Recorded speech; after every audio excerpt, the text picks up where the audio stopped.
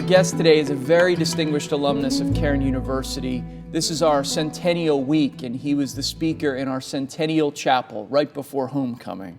He graduated with a bachelor's degree here in 1972 and was honored with a Doctor of Sacred Theology by Cairn as well. In addition, he's received an honorary Doctorate of Divinity from Biola University in California.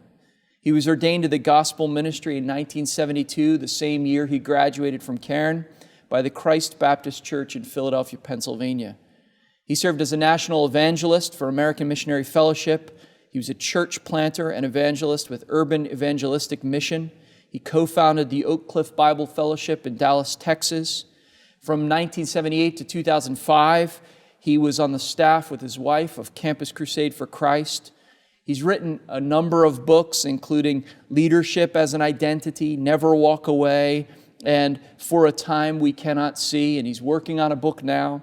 He's the senior pastor of Fellowship Bible Church in Roswell, Georgia, and many other things besides. So it is our great delight to welcome today as our guest, Dr. Crawford Loritts. Thanks for joining us today. Oh, you're so kind. Good to be with you. It's great to have you. I want to begin by asking you about your conversion to Christ and your call to the ministry. Could you tell us a little bit about the circumstances the Lord used there? Yeah, I have to give the Reader's Digest version. I was 13 and a half years old when I came to Christ. The second Sunday in January 1964, and for those watching this interview, don't do the math. I'm 63 right now. So, and actually, I grew up in a Christian home, but for whatever reason, the gospel didn't stick until that particular day. And it wasn't even at our home church. I have an older sister that was attending another church with a girlfriend of hers and had been going there for several Sundays, and she invited me to come. And I don't know what it was. I heard the gospel was fresh and clear, and an invitation was given, and I came to the altar, and the pastor said, "Son, what is it you want from God?" And I said, "I'd like to become a follower of Jesus," and that was the beginning. Now, was this at the same church that later ordained you? No, not at all. No, this was in Plainfield, New Jersey. Oh, okay. And because I grew up in Newark and Plainfield. Okay. The first 12 years of my life in Newark, New Jersey. Then we moved in '62 to Plainfield, New Jersey. That's when I went to junior high and high school. Then I came to Cairn University back in the day. It was called Philadelphia College of Bible, and came to Cairn back in '68. So that's how I got to Philadelphia. Right. Yeah. Okay. Now, what about your call to the ministry? I mean, at that moment, did you say, "I think the Lord is tugging in the direction of pastoral work"? No. Well, I gotta say, I came to the Savior 13 and a half, almost 14 years old. But almost immediately, as I look back in hindsight, there were three things. I didn't articulate them back then, but there are three things that just grabbed me. I had a love for Jesus and a desire to tell others about Christ. I had a desire to talk to the Lord. And I had a hunger and a desire to know His Word. And as a teenager, as I would read the Scriptures and share it with other people, when I was about 15 or 16 years old, I just had this desire to teach it and to share it. And so I preached my first message when I was 16 years old. Is that right? Yeah, but I don't, you don't want us to dig that one up? No. I don't think anything I said until I was about 25 was probably worth listening to. Right. Oh, but it's interesting. The church gave you opportunities to do that even at a fairly young age. Yes, they did. And I had a pastor that believed in young people. He saw something in me that I didn't even see in myself. And my first message was actually preached at a prayer meeting at our church. And he just believed that God had given me something, and and I'm just so thankful for him. So it was a combination, it sounds like, of your own gifts, your own desires, and other people saying to you, "Yes, we see this in you." Yeah, and that's the way it should work. I think sometimes we get so busy. There are young people that have gifts, abilities, and desires, and all they need is somebody to encourage them. And to speak into them, because it's a time of insecurity for all of us. You can have a gift and yet not have confidence. And so what he did, God used him to come alongside of me and say, why don't you share this? And he held me accountable. Now I was a teenager and growing and all the other issues there, but he believed in me and pushed me ahead. Now I'm curious now, as you're in a pastoral role and you've been in all kinds of different roles in leadership in ministries, do you actively seek to cultivate that in young people Yes. who evidence those same gifts and desires? Yes, yes. Now, it's a little complicated now because our church is fairly sizable, and so we have staff and we have this kind of thing. But that's always been a part of for whatever reason, it's always been a part of my life to pour into younger folks. Our sons are in ministry now because it's not because they're related to me that they followed in, quote, my footsteps. And God called them. In fact, Karen and I, we were really surprised that both of them went into ministry. We thought one would go in business and the other would be an athlete and make us some money. But, but they're both pastors now. But pouring into them has always been, and pouring into the next generation has always been a core value to me.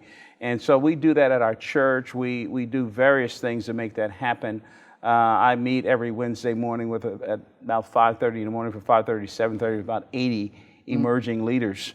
Wow, okay. These are men who believe, some of them are mid-career guys who believe that God might be leading them to ministry. Some of them are much younger, and serious theological framework, give them opportunities and what have you. And then we have a residence program where we take 3 couples every year who want to be church planters, and I spend time just personally pouring into them, as well as our staff and this kind of thing.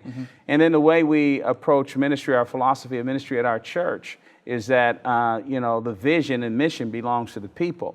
And so we want to equip them to do what God's called them to do and to find the signature that He's written over their soul. So we intentionally try to equip them to make that happen. Because that's what really discipleship is all about. And I think that the industry phase of Christianity has hurt us.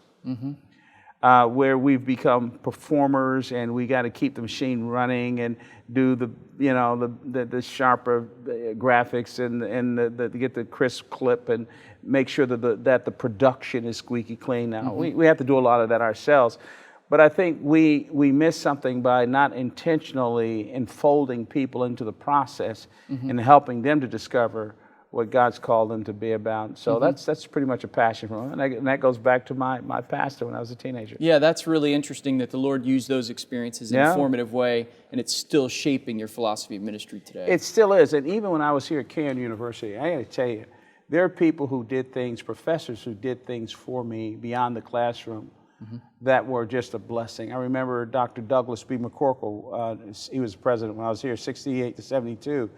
A lot of what I've done nationally happened in the summer of 71. I traveled and spoke, and he put a brochure together, mailed it out to the college mailing list, and asking them to have me speak at their churches and events and that kind of thing.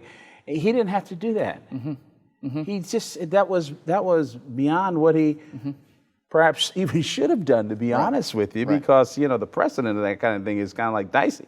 But he did that because he saw something in me, and that created in me a profound sense of humility and gratitude. That and I remember saying to myself that if God ever blessed me with any ounce of visibility or influence, that I would do the same thing. And because God's been good to me. Yeah. Wow, I didn't know that story. We're talking about a lot of history this week and this year for the centennial, but I didn't realize the personal kind of influence that McCorkle and these other guys had. Yeah, they did. And John Kaywood, little things that he would encourage me with and do beyond the call of duty. Reynolds Showers, who used to teach here, and a number of people like that. And so, I want to share with whoever's watching this, if you're in a position of leadership, the only 2 reasons why God gives anybody influence and leadership, there are only 2 reasons for that, only 2. One is to expand what He wants done, and the other one is to bring others along with you. That's the only reason why you have it. It's not about your gig. It's not about shopping your gifts. It's not about you being personally fulfilled in your career with Jesus. None of that makes any sense. The only 2 reasons you have that is to expand the kingdom and to bring people along with you. And I want to encourage us to think that way, because so many of these young people, they just need encouragement. And we get in these positions where we get jealous, or we start competing with the next generation, which is a bunch of categorical nonsense. You never lose anything when you invest it in the next generation. So, that's a little bit of a passion of mine. No, it sounds like it. And it sounds like the Lord really used some of these early influences on your life to model that kind of thing. I mean, your pastor early on, and then your time here at Cairn, your professors here. That's really encouraging. Yeah, and that I gotta tell you, it's just absolutely remarkable. And I'm not just saying this because we're having this interview here, or this is just good PR for Cairn. I'm saying this because I would not be doing what I'm doing if God had not raised up people like that, professors and a president of a school and this kind of thing, to say, hey, look, we want to do the best we can to make sure that you have every opportunity to do what God called you to do. Yeah, it is a great danger. Our students will sometimes say to me that there's almost a celebrity status that certain teachers and preachers seem to have. Now, they may or may not be that way in person, but they seem to have, and that becomes kind of the ideal, which has all kinds of damaging effects. Yeah, it does. It does. And greatness is not the product of personal navigation. Greatness is the product of faithfulness. If you seek greatness, you're going to be full of yourself, and you're going to hurt a lot of people. You're going to hurt an awful lot of people because you're going to always be competitive. You're always going to be threatened. You're always going to be trying to protect a platform. But, strange things happen to you on your way to being faithful. If you just keep responding to the Lord, whatever God gives you, He's going to give you. I've never asked for any position of leadership I've ever had in my life. And it's a little check in my spirit. I think it's appropriate for others to do that, perhaps, but it's a conviction of mine that whatever God wants me to have, He's going to come and get me. And so what you need to do is, have dreams and that kind of thing, but don't go chasing the platform. Don't go chasing the platform. The moment you start doing that and you start over leveraging your career, you start contaminating your effectiveness.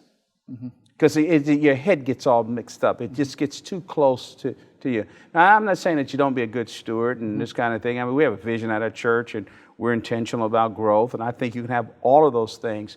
But you got to make sure that it's not a statement in terms of your worth. You're stewarding a calling. You're stewarding something that's bigger than you. And so recognition is a fickle thing. Who says, just because somebody knows Crawford Loritts, will that make me any better than anybody else? I mean, how can I take credit for what God has done?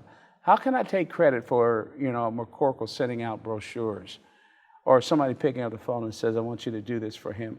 How can I take credit for that? I'm no better than, what about the guy, my pastor? My pastor was bivocational. And in our church on a good Sunday, we never had more than 120 people there. That man was faithful. And the fruit that I see in my life in ministry, it's not so much about me. God says, no, you got this wrong. I just decided to answer the prayer in your life in ministry. It was a prayer of that man. It was a prayer of your great-grandfather, Peter, who was a slave, but loved Jesus. So I think we got to take a step back a little bit and understand, wait. God's going to take me to where He wants me to be. The platform is up to Him. Faithfulness is up to me. And Now, I'm not asking you here to name names, but it also sounds like you've seen some negative examples of that. I mean, 1971, you're on the road preaching, and supported, at least in letters and things like that, from your professors here, which is pretty unusual. Yeah, it is. For someone at that age and stage of life.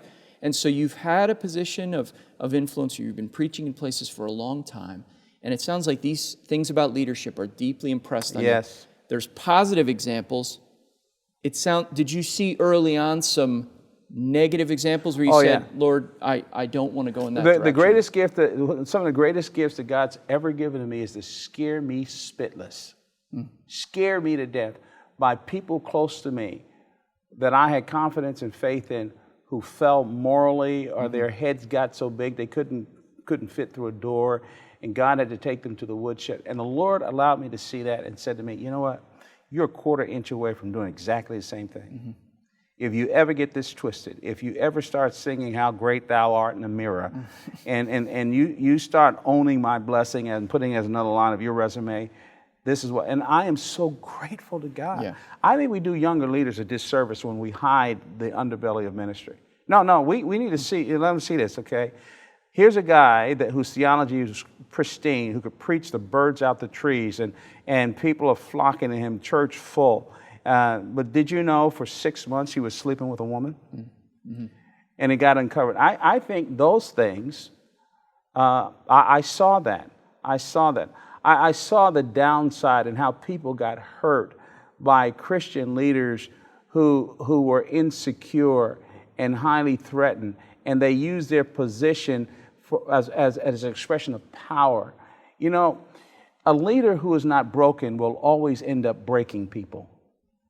And I saw that early on, that you have to pursue brokenness, and I don't mean that in an unhealthy way, but intentional humility. Mm-hmm. You must pursue that, because if you don't, you're always going to end up hurting somebody. So you're gonna protect what is most dear to you. Mm-hmm. And if you're seeking a platform, that becomes an idol. But if it's faithfulness to God and God's everything to you, then there's a healthy detachment from how He uses you. And that becomes a conduit for His blessing.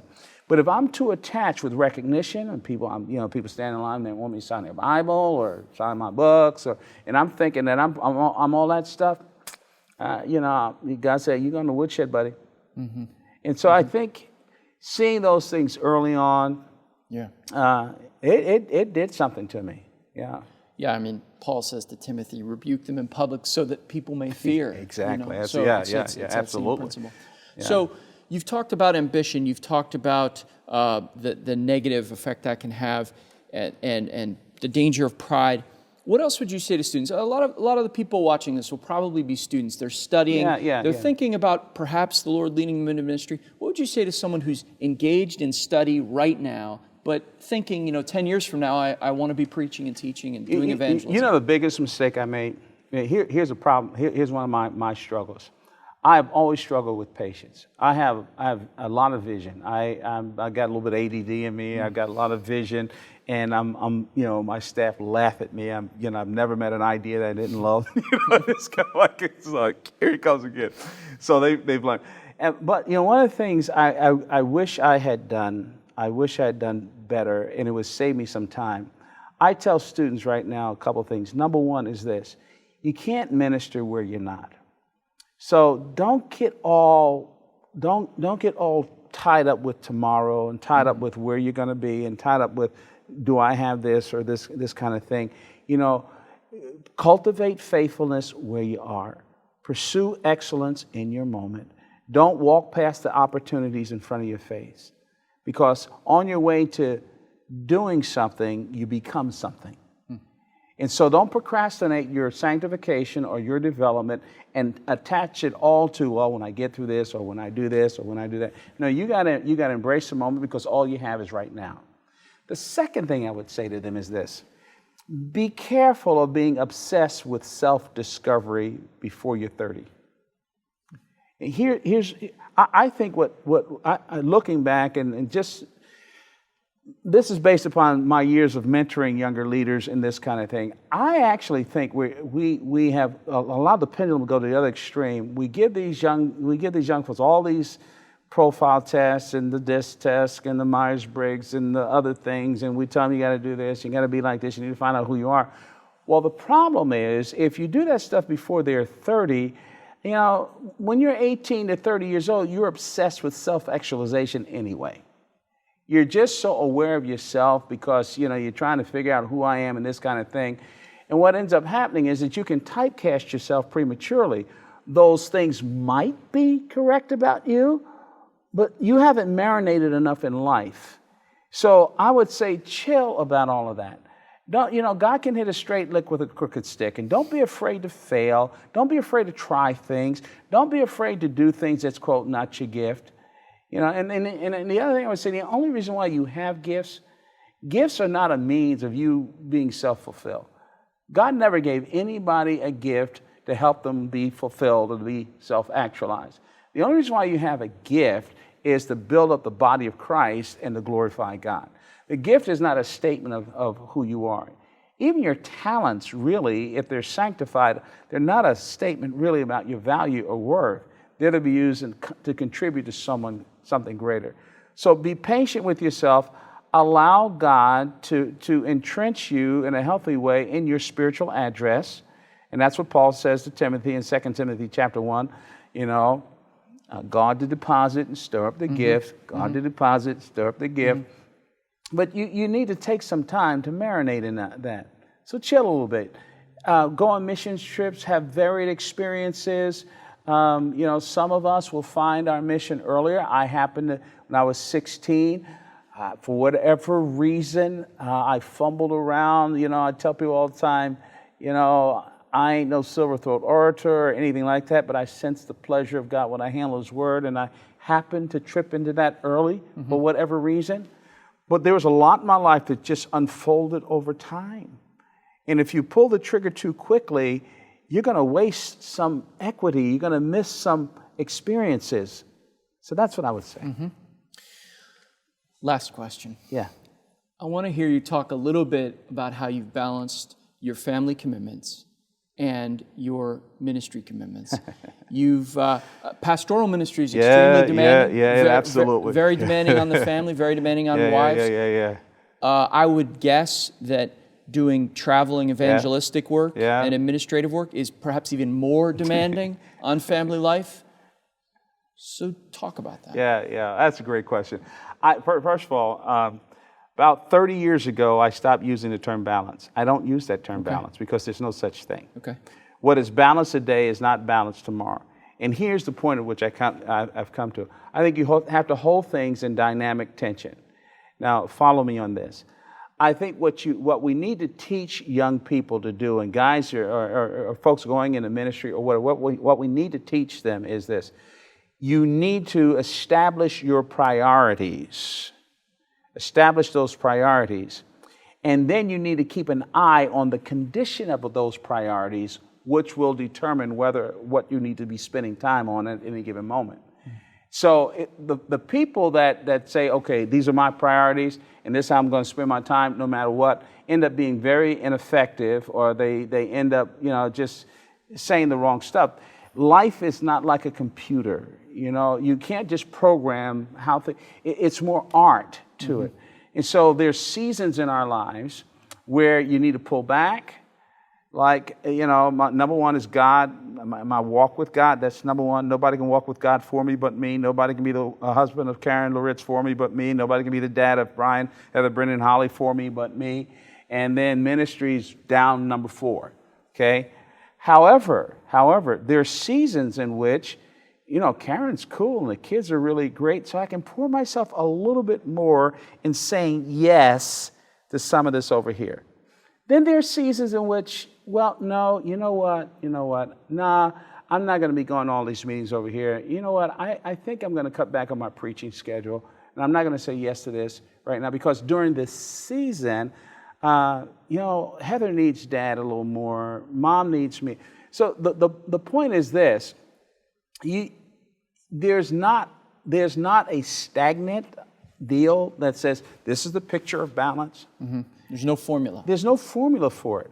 And that's the reason why you see some people who are doing a lot more than you're doing, and yet they're cool. Their families go, they're great. And we got to stop judging people who are busy, saying that they're somehow or another neglecting folks. That's not true. That's not true. It just may be, given the people that they're married, the callings that they have, and the seasons that they're in, they're able to handle that. Now, you meet those people 5 years down the road, the roles might be reversed, just depending on where you are. So, that's a difficult question to answer, because it just takes, here's the point. I think you're closest to balance when you're maintaining the tensions and you're constantly recalibrating the realities around you. So it involves an awareness and a constant sort of discernment about the circumstances and the relationships. Well, that's well said. I like that awareness and discernment are yes, exactly. And so, but we want people to give us a quick formula that will always work. Well, it doesn't. I will say this, you do need to establish a priority, and you do need to keep an eye on the condition of those priorities, which will determine what needs to be adjusted. Right. This has been a privilege and a pleasure. Thank you for all the work that you've done. It is an honor to have you as one of our alumni out there, and thank you for your time here today. It is an honor to represent you guys.